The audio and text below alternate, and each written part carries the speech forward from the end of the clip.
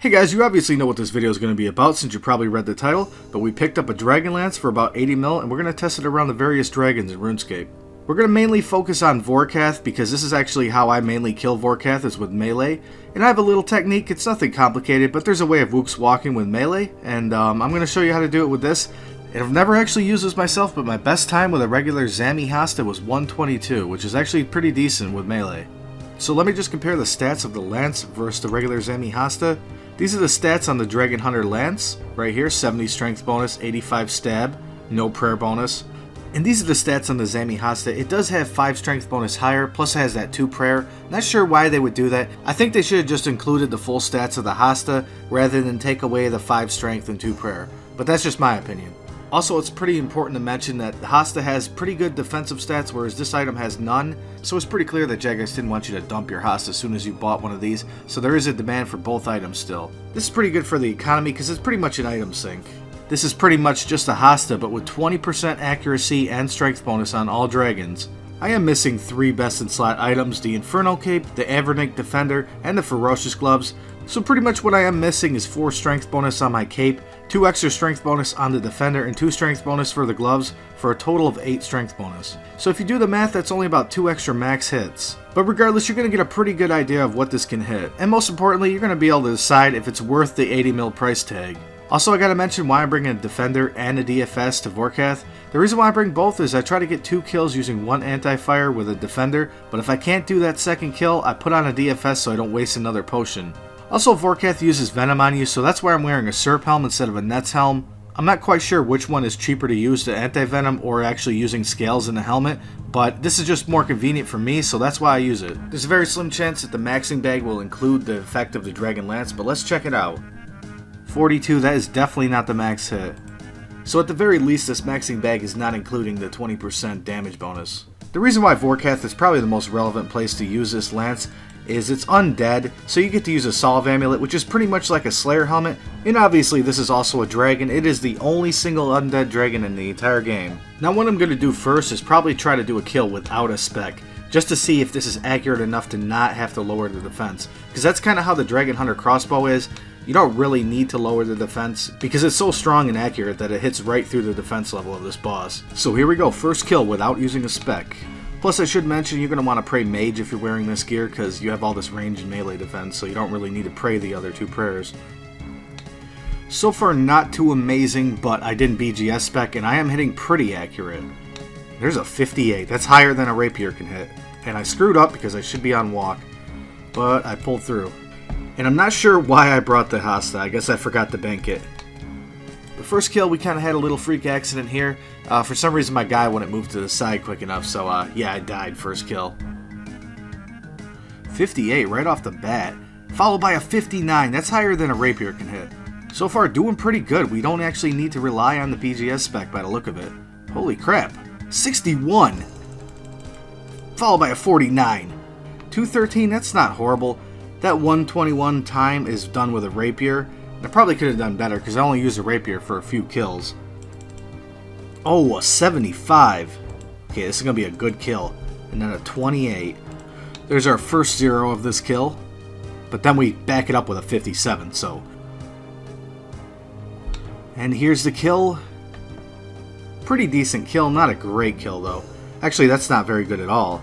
So I'm not planning on sitting here literally all day and trying to get my best time. I can tell you this is way better than a rapier here. Definitely best in slot melee for Vorkath. So the next place I'm going to be using the lance is the Hydras. Not the boss, because the boss is not really suitable for melee. You're definitely better off ranging the boss. But the little guys, they should be pretty good with that setup. And I'm going to be using the best setup that I personally have, which is the Slayer setup. And instead of using these Boots of Stone, which have no melee attack bonus or strength bonus, I'm going to be using the upgraded boots, which are Boots of Brimstone, which are kind of like bread boots. I'm going to buy those real quick. They're pretty cheap, and I'll show you the stats on those. So these should probably sell instantly, which they do. Now let's take a look at the stats. They're not great looking, but they sort of match the Bando setup and the Lance. So let's take a look at these boots on their own. They're actually pretty decent, probably good for Zulrah. So my bad, they actually do not have any melee strength at all, but they do have 3 stab bonus, which is going to help. They're pretty much just welfare bread boots, which are probably good for Zulrah and raiding. But the real reason why you need these boots when you go into that cave is you take a little bit of area of effect damage. You basically get hit with a bunch of force, kind of like if you weren't wearing a Slayer helmet when you're in the Smoke Devil layer. But I definitely have to say these are worth the sub 1.5 mil price tag, because you don't have to switch your boots. It's kind of like a universal boot that you can just use at Zulrah or raiding. So I'd definitely pick up a pair of these boots. I'm not sure how rare they are, but they might actually go up in price. I don't want to say definitively that this lance is not good on the boss, but everything I've seen shows that you take a lot of damage when you try to melee the boss. So for now I'm just killing the little ones, and I'll be honest, I've never even killed the little ones or the boss yet because I've been busy with other things, but I will probably make a follow-up video if I do figure out that this is actually really good on the boss, or I find a way to kill it that is effective. Okay, let's go, Maiden Voyage. Hopefully this works good. Maybe it's not too good, but we'll see. Make sure I pot up. Okay, hitting pretty damn good. Alright, my first 0. 2 zeros. Well, I'm thinking this is probably a suitable weapon for these. I didn't realize he's poison, but I'm not going to be here too long. I just want to test it for a few kills. And it seems to be doing pretty damn good. Jeez. And I just completed part of the diary. That's pretty cool. So yeah, this weapon is definitely good here. But is it really worth going out of your way to buy this? It's cheaper than a rapier. Most likely better. But if you don't have the money, you probably should just buy a Hasta. I gotta say, I'm not super impressed with the weapon, but it seems pretty good. So I'm not going to go around killing every single dragon in the entire game, but I do feel like rune dragons are pretty relevant. A lot of people make ults to kill these dragons, and using a lance is definitely going to be the very best way to kill these.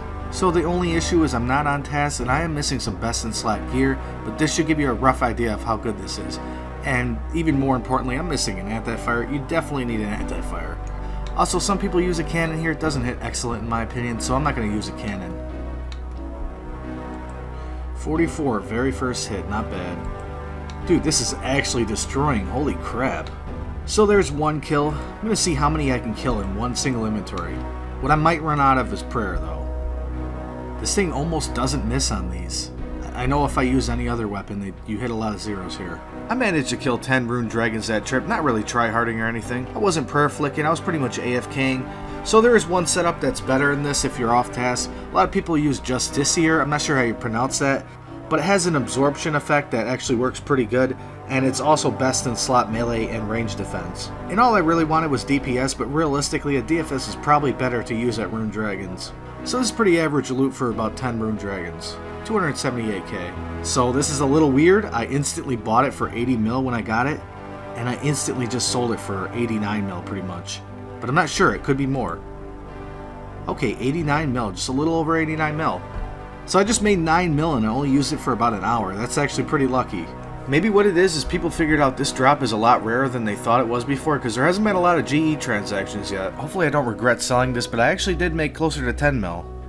So hope you all found this video entertaining or informative. Make sure to check out the CC, Nocturnal RS. I got tons of new content that I've been thinking of. This new update has released a lot of new stuff, so I plan on doing a bunch of ideas, so make sure to check out my future content.